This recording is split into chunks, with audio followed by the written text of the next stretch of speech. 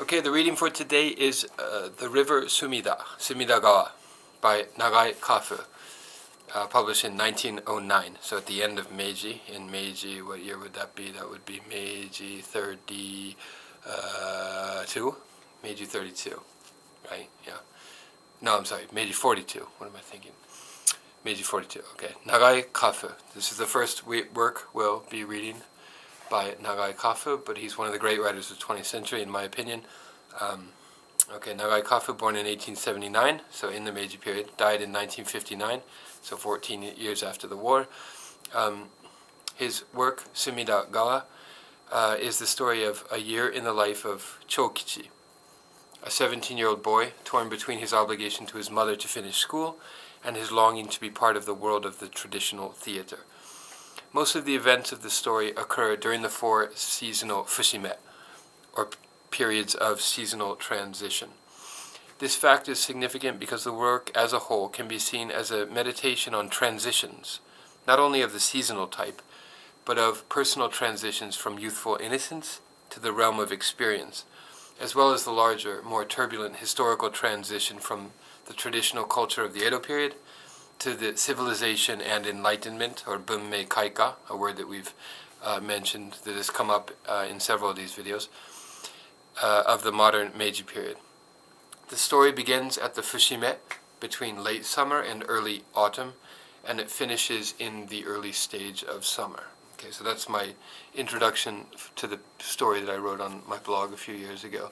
Alright, so Nagai Kafū, I don't have any information here on the study guide about him, but you can look him up on Wikipedia. His great biographer and translator, Edward Seidensticker, wrote a book on Kafū, so you can look that up if you want. The next section of the study guide is Terms, Places, Cultural Particularities. Provide a short description or definition of the following terms. And you don't have to turn this in, this is just for your own use, because there are a lot of place names and references that appear in this work, and it helps to, it's hard to make sense of the work if you don't understand where these are located. Sumidagawa, of course, is the major river that runs through Tokyo, and it's the center of the old culture, of the old Edo culture. And it begins up near Asakusa. Okay, that's the number 2 on the term list. The center of the old Shitamachi, or downtown, or low city. Shitamachi is literally low city. The center of the major entertainment district of Tokyo until the Taishō period. It's really until 1923, when the great Kanto earthquake occurs, that this area is the center of Tokyo. And after the earthquake, the center shifts westward toward the Yamanote area of Tokyo. But all through the Edo period, up until 1923, this area around the upper top of the Sumidagawa and the Asakusa is really the center of the city, the cultural center especially. The area is also known for its various Buddhist temples, the most famous of which is the Sensoji, which is dedicated to the Bodhisattva Kannon, or Guanyin in Chinese. Alright, I'm not going to go through all of these place names. You can look them up and as you read the piece, and fill in the definitions and descriptions as you read through them. I have a lot of them here. I think I listed everything that came up as I read it. Very thorough. Back when I made this study guide. The Tokiwaza School of Jōruri, I have a description there about that, which appears in the work. The Ballad of Koina Hanbei Mono. Description I have there. Spring Colors, Shun Shoku Ume Goyomi, is a ninjo bon written by Tamenaga Shunsui in 1832, and that's referred to in the work. Okay, there's a lot of allusions and references. Kiyomoto. Okay, you can read that as you read the text. So now on to the main questions. I think we have 13 questions in all. You'll need to answer, it says answer 6 of the following. You'll need to answer all of them. Ignore that 6 part. And answer all of these questions to the best of your ability. And let us begin with the first one. Citing specific passages that support your claim, describe the mood of the work. Okay? So what is the mood that the narrator creates in depicting this story of Chokichi and his girlfriend, I guess you call her. Number 2, describe the narrative structure of the work. The narrative perspective, in other words, is it first person or third person? You'll be able to distinguish this on the first page, I think. The voice, the focalization points. Okay, so it might be in the third person, but which characters is it focalized around? The use of showing versus telling. Okay, so Nagai Kafū, in writing this, does he use more showing or telling? What is the ratio between these two major methods of narration? Okay, straightforward question about the narrative structure and narrative style and so forth. Number 3, and I should add, as part of number 2, you should identify whether the work is written in the Genbun Ichi style or in a kind of Gazoku Setchu style that we talked about earlier, which is a mix of classical styles and the modern style. Okay, so the work, I think I said it was written in 1909, right? So by 1909, most novels were being written in the Genbun Ichi style, but you want to confirm if this is the case by looking at the original. Okay. Number 3, consider the passages in the work that describe the Sumidagawa and its vicinity.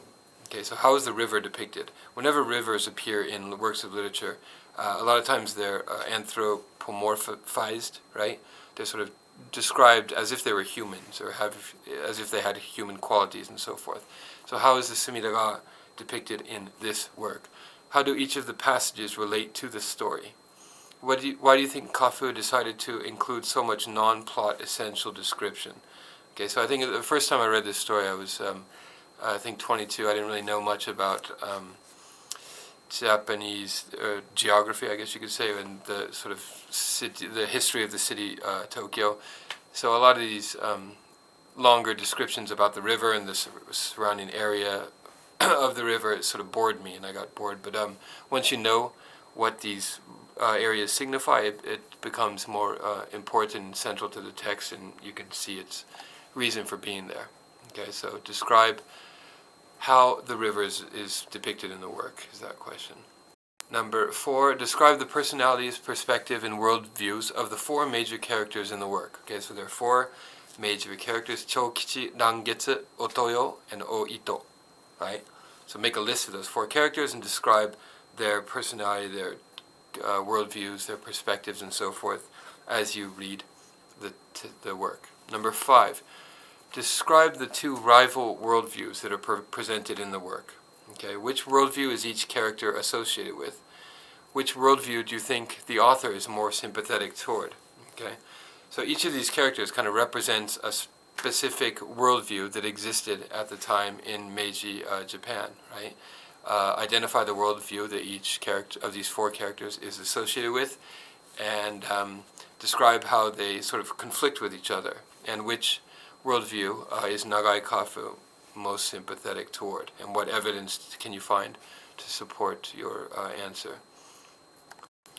Number 6, I don't want to say anything that will give away the answer, but can this work be read as an example of Bunmei Hihyo, a critique of civilization, of modern civilization? Yeah, Bunmei specifically refers to Kindai Bunmei whenever you see it in this context, or even resistance literature, Teiko Bungaku. Okay, explain your answer. And I should note that a lot of Meiji literature can be classified as under this heading of critique of civilization. So a lot of writers are not happy with the way things are turning out in the modern world, with modernization in general, with the process of westernization, with the collapse of the old social order and this rise of the new capitalist, every man for himself kind of ethos. So a lot of writers are reacting to that. I think Nagai Kafū is probably one of those writers. So my general impression is that the answer to the first question is yes, it is a critique of civilization. So that's at least my reading of the text. What is your reading? And give your answers with citing explicit or specific passages from the text. Number 7, note the passage of time in the work. Okay, how does each episode relate to its seasonal setting? Okay, so I think when Nagai Kafū was writing this in 1909, this sort of narrative technique of writing the sequence of events according to the seasons was still very much part of the Japanese psyche, I guess you could say. So how do you see the passage of time in this work corresponding to the seasonal descriptions and so forth? Number 8, discuss the relationship past and present between Chokichi and Oito. Okay, what was their relation before, and what is their relation now, after they've sort of come of age and are on the brink of adulthood, or at least mid-teenage years. Number 9, explain the significance of the theater scene. What effect does the play have on the heartbroken Chokichi? How does the play and the content of the play, the plot of the play, mirror what he is going through at present? Okay, so this scene kind of reminded me of that scene in Shakespeare's Hamlet, when Hamlet watches a play that sort of enacts what he's actually experienced at the moment. So there's kind of this weird mirror effect, or I don't know, metafictional is probably the wrong word, but this mirror effect in this scene. Explain the play in its relation to what Chokichi is going through emotionally and psychologically at that time. Number 10, discuss Kichi's role and significance in the story. Okay, so Kichi is one of the 4 main characters of the work. Discuss Kichi's role and significance in the story. Okay, just a general, straightforward question about that character. Number 11, how does Rangetsu, the old erudite sort of man who represents the old culture of the Edo period, how does Rangetsu handle the delicate situation regarding Chokichi?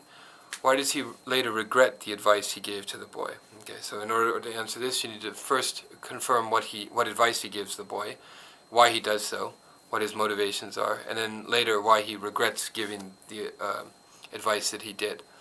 Okay. Number 12, locate the passages that contrast a beautiful, idealized past world of Edo period, right, with a degraded, ugly present. Okay, so this work comes right at the beginning of this Edo Shumi, or Edo nostalgia kind of cultural movement that we see in Japan around the time, and we saw it in Tanizaki Junichiro's work Shisei, right, the tattooer, which begins with a famous line about how the Edo past was great and beautiful and people valued things that matter, whereas in the degraded present today, people only value money and getting ahead and social status and those sort of things. Right, so we very much see the same kind of cultural nostalgia in this work that we saw in Tanizaki's work, which was written, I think, the next year, 1910, if I'm not mistaken. Okay. So yes, how is the Edo past idealized and beautified in contrast to a degraded and ugly present? And Nagai Kafū, in all of his works from this point forward, would kind of romanticize and idealize the Edo period and its culture. Discuss the significance of these passages in relation to the worldviews that are presented in the work. Okay, these passages meaning the passages that specifically refer to the Edo period and its culture in positive terms. Okay, and the final question, number 13. What do you think will happen to Chokichi? Okay, so the story ends with us without any definitive resolutions. We don't really know what's going to happen to Chokichi in the future. Is he going to give up his dreams and just sort of join the mainstream culture of the Meiji period, or really kind of figure out a way to resist and to pursue the cultural and artistic aspirations that he has? Do you think that he, with Rangetsu's assistance, will go on to live the life he longs for? Explain your answer. Okay, so obviously there's no correct answer for this. It's a speculation about the character after the text ends.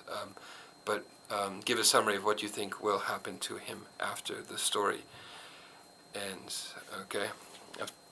All right, that's all we have for this particular study guide. There are probably some other things like from the particularities of culture list that I could explain, but we don't need to go into all of those right now. All right, if you have any questions, send me an email. And that is all for this week's reading. Nagai Kafu's Sumidagawa, published in 1909, translated by Sign and Sticker. Bye-bye.